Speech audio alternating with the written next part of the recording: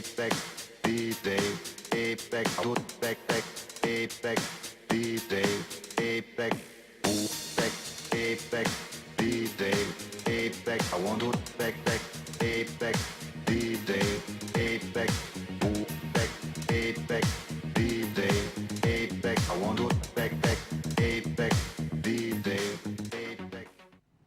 Muy bien, acá estamos en la introducción del nuevo programa. Bienvenidos a Molinos de Viento, con el auspicio de la Fundación Perspectivas para el Cambio y la No Violencia. Como siempre, hoy tenemos un programa muy interesante porque hemos invitado a un colega de larga trayectoria en el ámbito hospitalario, la salud pública, y el doctor Jorge Galíndez. Él nos va a comentar luego sus antecedentes y sus distintas actividades, porque nos interesa compartir con ustedes y que el doctor Galíndez nos ponga un poco en órbita respecto a cómo está esta historia y esta actualidad de la salud pública dentro de lo que él conoce. Hacemos un breve corte y volvemos. Prevención y atención de adicciones. Consultas 0341-439-9540, 421-2302. ABCD. Muy bien, acá estamos para conversar con el doctor Jorge Galíndez. Muchas gracias por acompañarnos. Un gusto tenerte acá. Gracias. Contanos un poco, Jorge, cómo es tu historia, tu trayectoria, porque sé que hace años que estás en el hospital público, especialmente en el hospital de Granadero Baigorria. Claro, yo me recibí en el año 74.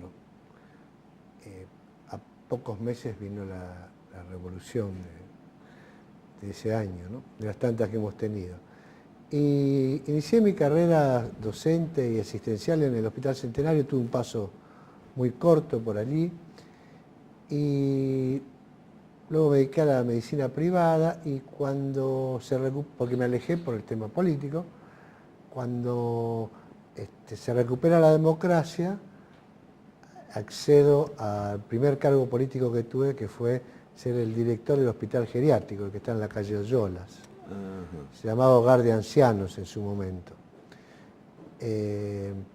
Luego tuve una experiencia como director del Hospital Provincial de Rosario, y finalmente en el Hospital Eva Perón, desde hace más de 30 años que estoy trabajando allí. Cuando nosotros recibimos el hospital, luego que se fueron los militares, no había nada en los cajones, no teníamos ninguna experiencia de nada. Veníamos de años y años de dictadura en el cual ni siquiera sabemos cómo se conformaba un ministerio, no teníamos ninguna experiencia. El Reviglio fue ministro en esa época y luego fue gobernador, y tuvimos que aprender a los tumbos realmente. No había una escuela de administración pública, sino que era todas las ganas que teníamos los jóvenes de ese momento de hacer las cosas bien. Y para mí fue una experiencia muy interesante durante todo este tiempo que dirigí hospitales, hasta el año 87, 88, donde me dediqué básicamente a mi trabajo profesional en el hospital público, en la actividad privada. Dejé la conducción del hospital, pero siempre me mantuve muy cercano a todas las actividades del hospital. Estoy muy comprometido con la vida del hospital. Conozco del Hospital Eva Perón cada una de sus baldosas, cada uno de sus empleados, y es una experiencia ambivalente, ¿no? De enorme admiración por lo que ahí se creó, cómo fue creado y para qué fue creado, con la realidad actual, donde estamos muy lejos de lo que soñaron Eva Perón y el general Perón. Y en ese sentido, vos también tuviste un desarrollo pionero en el tema del HIV-Sida en su momento. Sí, sin ninguna duda fuimos de los primeros que enfrentamos al SIDA en la ciudad de Rosario, por los años similares, por el año 86, 87, donde aparecieron los primeros casos, y gente del Hospital Carrasco, del cual estaba el doctor Biglión, el doctor Weisburg, yo estaba en el Hospital Eva Perón, en pequeños grupos que fuimos los que primero enfrentamos la situación, que también ha cambiado totalmente, pero esta situación ha cambiado a favor, Digamos, así como el hospital público ha cambiado para mal, la situación con la epidemia del SIDA a nivel internacional y a nivel local es altamente auspiciosa. Es una buena noticia escucharte en contraste con lo que comentás del hospital, porque uno tiene la idea que en estos años, casi ya 2 décadas, nuestro sistema de salud regional hubiera evolucionado favorablemente. En ese sentido, ¿cómo lo ves al tema? Yo creo que nos toca analizar ahora todo el tiempo del gobierno socialista con una opinión pública que supone que la salud es uno de los pilares más fuertes del socialismo, donde ha trabajado mejor. Y esto es en base a los primeros años del gobierno socialista de la ciudad y luego a la publicidad y a la propaganda. Yo realmente no puedo decir que en la gran película de estos últimos 8 años nosotros hayamos tenido un cambio favorable importante. Yo suelo usar una palabra que sé que molesta, pero que es la que yo siento, y que es un gobierno mediocre, porque tampoco se puede decir que son malos, porque al principio son buena gente. Y por otro lado no hacen todo mal, son mediocres. Es decir, ellos creen que esto es lo bueno. Y yo no sé si lo hacen por ignorancia de lo que pasa en el mundo, en el primer mundo, o porque creen que, bueno, que estando mejor que otros lugares donde está peor, con eso alcanza, ¿no? Yo estoy muy lejos de eso, estoy en antítesis de esto, y creo que mi palabra no alcanza a revertir los millones de pesos que ponen en publicidad, que cualquiera de ustedes que está escuchando lo sabe, toda la mañana, en toda la radio, en toda la televisión. Es decir, todo esto parece que viviéramos en Bonfatilandia, en lo que hace al aspecto de salud, y difícilmente alguien de ustedes pueda nombrar quién es el ministro de salud de esta provincia, ¿no?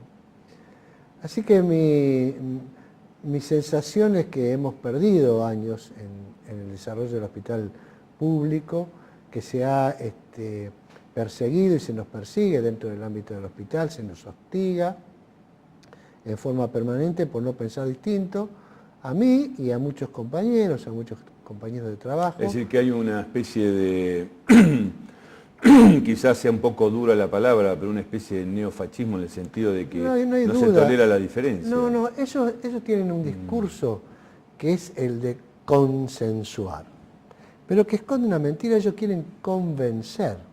Y como el castellano es tan amplio, yo trato de explicarle que a mí, si me convencen una cosa, consensuar es otra. Entonces, como ellos no me pueden convencer de lo que no me pueden convencer, como probablemente yo no lo pueda convencer a ellos, con la palabra consensuar, intentan hacer lo que quieren. Se encuentran en muchos aspectos con un personal, con los trabajadores de la salud, admirables, muchos de ellos mal vistos por la sociedad en muchos casos, pero que realizan trabajos que nunca son bien valorados, como es el trabajo de la enfermería en un hospital, un trabajo extraordinario. Los jóvenes médicos que llevan adelante los hospitales, el personal en general, muchas veces enfrenta y con fuerza estas actitudes, como fue, por ejemplo, en algún momento querer volver a poner el hospital penitenciario dentro del hospital. La comunidad hospitalaria se negó y tuvieron que dar marcha atrás. Tuvieron que dar marcha atrás en muchas cosas. Sin embargo,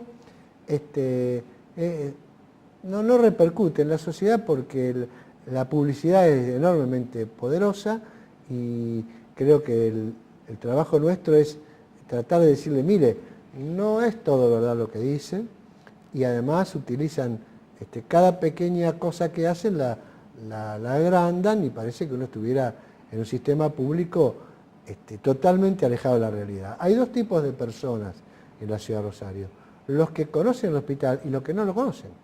Mucha gente que nos está viendo, que tiene su obra social, que tiene su médico privado, que va al sanatorio, a una clínica, ve lo que ve en la tele y no cree lo que le dicen.